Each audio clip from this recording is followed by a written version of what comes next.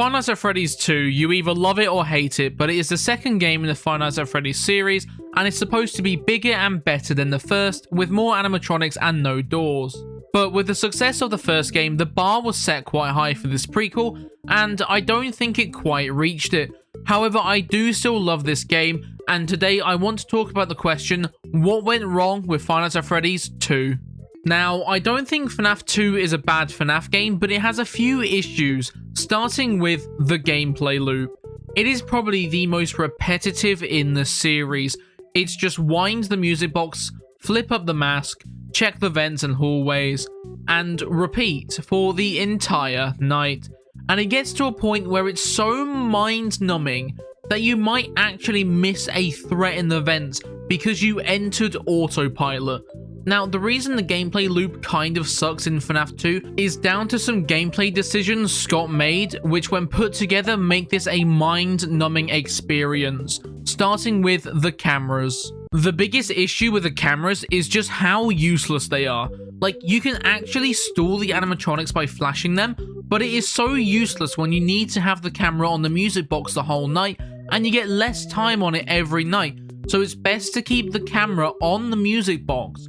Now, in FNAF 1, the only time you ran into an issue like this is in the later nights where you had to stall Freddy and Foxy, so you would just keep the camera on Freddy because Foxy is stalled no matter what camera you are looking at, but you had to look at Freddy, so the cams were still used to stop two of the animatronics from progressing. But in short, in Five Nights at Freddy's 2, the cameras are basically useless other than the puppet, so you just stare at the same camera every night. The next gameplay issue is that you deal with the majority of the characters the same way. Out of 11 animatronics, 9 of them are dealt with by the mask. The only exceptions to this are Withered Foxy, who is countered by the flashlight, and the puppet with the music box. But the fact that 9 of them are dealt with by just putting the mask on makes the game repetitive, because you just have to keep flipping the mask up at every chance you get. Now, this wasn't really an issue in FNAF 1 because there's only 4 main threats. Bonnie and Chica basically act the same but on opposite sides, while Freddy and Foxy were stalled by the cameras. To be fair to FNAF 2 though, once you know the games well enough, most of them do get repetitive, but this game just suffers more than most. Now, I have personal beef with Toy Bonnie, because he is the only animatronic to get an animated blackout sequence, and because of this, he has an extra layer of RNG to him, which will throw off any rhythm you had going in the harder nights. He is so lucky that he is played by Matt Pat, or else he would be in the bin. And finally, the jump scares got a massive downgrade. Like, how did we go from this to this?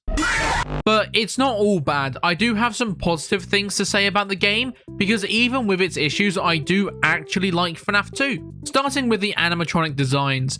These are some of my favorites in the series, especially Withered Bonnie. I love how he looks.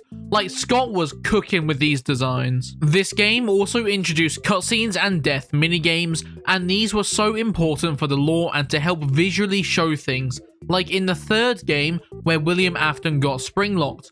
I know much wasn't done with cutscenes in FNAF 2, but they opened the door for FNAF 3's cutscenes. And Five Nights at Freddy's 2 also gave us this absolute banger of a song. So overall, Five Nights at Freddy's 2 isn't a bad FNAF game, but it falls into the trap of a mind-numbingly repetitive gameplay loop, but it is still fun to play from time to time, and helped pave the way for future FNAF games. And with that said, I hope you have all enjoyed, and I'll catch you all in the next one. See ya!